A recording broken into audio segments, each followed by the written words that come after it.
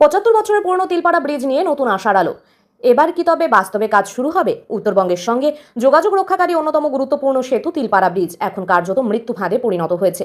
ময়ূরাক্ষী নদীর ওপর অবস্থিত এই ৭৫ বছরের পুরনো ব্রিজটি দীর্ঘদিন ধরেই বেহাল অবস্থায় পড়ে থাকলেও প্রশাসনের তরফে এখনো পর্যন্ত কোনো স্থায়ী সংস্কার শুরু হয়নি।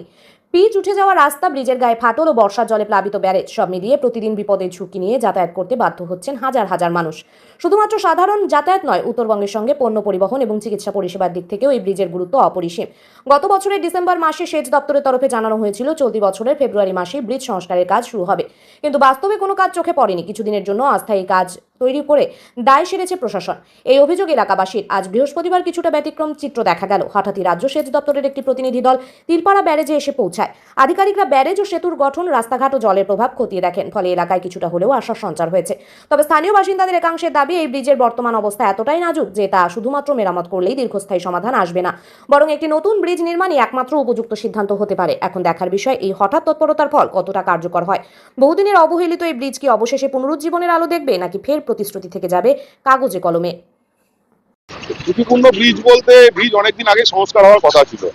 একটু আগে জানতে পারলাম যে 30 কোটি টাকা নাকি ইতিমধ্যেই কাজ হয়েছে। তো কি কাজ হয়েছে আমরা দেখতেই পাচ্ছি, সেই কাজ কোথায় হয়েছে, কিভাবে হয়েছে বা কত টাকার কাজ হয়েছে কিছুই বোঝা যাচ্ছে না। এখন তো আমরা যেটুকু দেখতে পাচ্ছি যে খুবই ঝুঁকিপূর্ণভাবে যান চলাচল করছে। ব্রিজের অংশ ফেটে পড়েছে, ব্রিজের পিলার ফেটে গেছে, ব্রিজের সাপোর্ট গার্ড ভেঙে গেছে। তারপরে ঝুঁকিপূর্ণভাবে মানুষ বাধ্য হয়ে যাতায়াত করছে উপায় না থাকার জন্য। জল দেখুন, বর্ষাকালে যদি প্ল্যান মাফিক কাজ যদি না হয়, যদি বর্ষা জল ছাড়া সময়ে যদি সেখানে কাজ শুরু হয়, তাহলে এই অবস্থায় হবে। কারণ দেখুন, আমাদের সরকারের তো পরিকল্পনা বলে কিছু নেই। যখন যেটা ইচ্ছা হয় উঠলো ভাই, তো আমরা কটক যাই।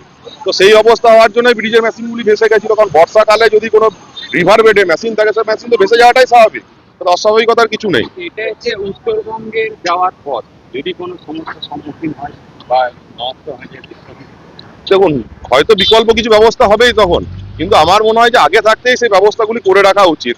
কারণ যদি আমাদের এই ব্রিজটা যদি ভেঙেই যায় বা কিছু হয়ে যায়, তাহলে শুধুমাত্র আমাদের বীরভূম নয়, সঙ্গে মুর্শিদাবাদ, মালদা অব্দি মানুষ অসুবিধায় পড়বে। রুজিগুলি তো বটে, কারণ আমাদের এই ব্রিজের উপর নির্ভর করে প্রচুর মানুষ সিউড়িতে তাদের মালপত্র নিয়ে এসে সাপ্লাই করে। অনেক শাকসবজি তারা এদিক থেকে নিয়ে এসে আমাদের সিউড়ি বাজারে বিক্রি করে। রুজি রুটি থেকে শুরু করে মানুষের চিকিৎসা ব্যবস্থা, প্রশাসনিক কাজকর্ম সবকিছুই ব্যাঘাত হবে এই ব্রিজটা যদি না থাকে। চাইছি বলতে নতুন ব্রিজ হোক। এই ব্রিজটা যে অবস্থা দেখলাম, এটাতে রিপেয়ার করে করে সম্ভব নয়। এর আগেই যদি 30 কোটি টাকা কাজ করার পরেও যদি এই অবস্থা হয়, তার মানে এটা আনরিপেয়ারেবল ক্ষতি এটার হয়ে গেছে।